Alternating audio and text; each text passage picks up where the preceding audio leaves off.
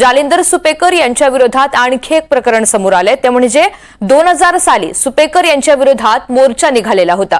हिरवा शालू सिनेमासाठी कास्टिंग काउचचा प्रकार झालेला होता, त्याचं हे संपूर्ण प्रकरण आहे आणि कास्टिंग काउचच्या प्रकाराची चौकशी सुपेकर यांच्याकडे होती। सुपेकर चौकशीला कधीही बोलवायचे असा आरोप या माध्यमातून करण्यात आला। पीडितांनी हा आरोप केला। रात्री अपरात्री चौकशीला बोलवल्यामुळे लोकांमध्ये सुद्धा काहीसं भीतीचं वातावरण निर्माण झालं। या प्रकरणाला वासना कांड असं नाव देण्यात आलं आणि याच प्रकरणाची तेव्हा साताऱ्यामध्ये खूप चर्चा होती। तर या सगळ्या संदर्भात अधिकची माहिती जाणून घेत राहुल तपासे आपल्या सोबत आहेत। राहुल, 2000 सालचं हे संपूर्ण प्रकरण आहे। सुपेकर यांच्या विरोधात एक भव्य मोर्चा निघालेला होता। कास्टिंग काउचचं नेमकं ते प्रकरण काय होतं, मोर्चा नेमका का निघालेला होता, हे संपूर्ण प्रकरण काय? जे काही सातारा शहरामध्ये एक हिरवा शालू नावाचा जो चित्रपट आहे तो येऊ पाहत होता, त्याचे जे कोण दिग्दर्शक डायरेक्टर होते ते साताऱ्यातलेच होते।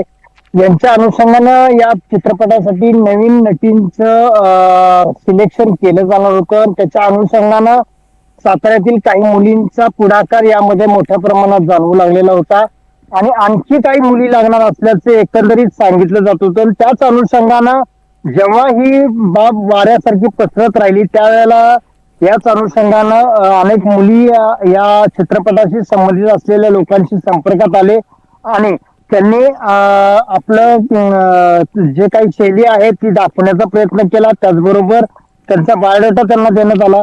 मात्र या गाठीभेटींमध्ये एक अनधिकृत प्रकार सुरू झालेला होता, तो म्हणजे या संबंधित मुलींकडे शरीर सुखाची मागणी केली गेली।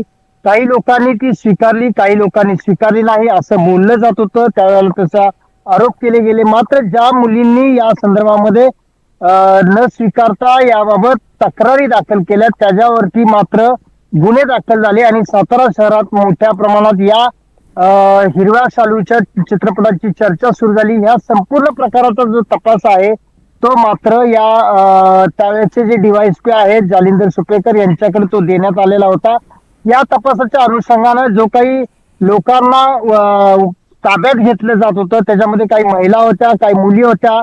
त्याच्यामध्ये अटकेच्या प्रक्रिया सुरू असताना यामध्ये अनेक अगदी, आणि त्यामुळे तेव्हा हा मोठा असा मोर्चा निघालेला होता। अनेक आक्षेप सुद्धा होते। मात्र जे आरोप त्यावेळी सुद्धा मोर्चाच्या माध्यमातून सुपेकर यांच्यावर करण्यात आलेले होते त्याचा पुढे काय झालं हा प्रश्न तिथेच अडकून पडलेला होता। या सगळ्या संदर्भात सुद्धा अधिकची माहिती वेळोवेळी जाणून घेऊ। राहुल तपासे, धन्यवाद सविस्तर माहितीसाठी।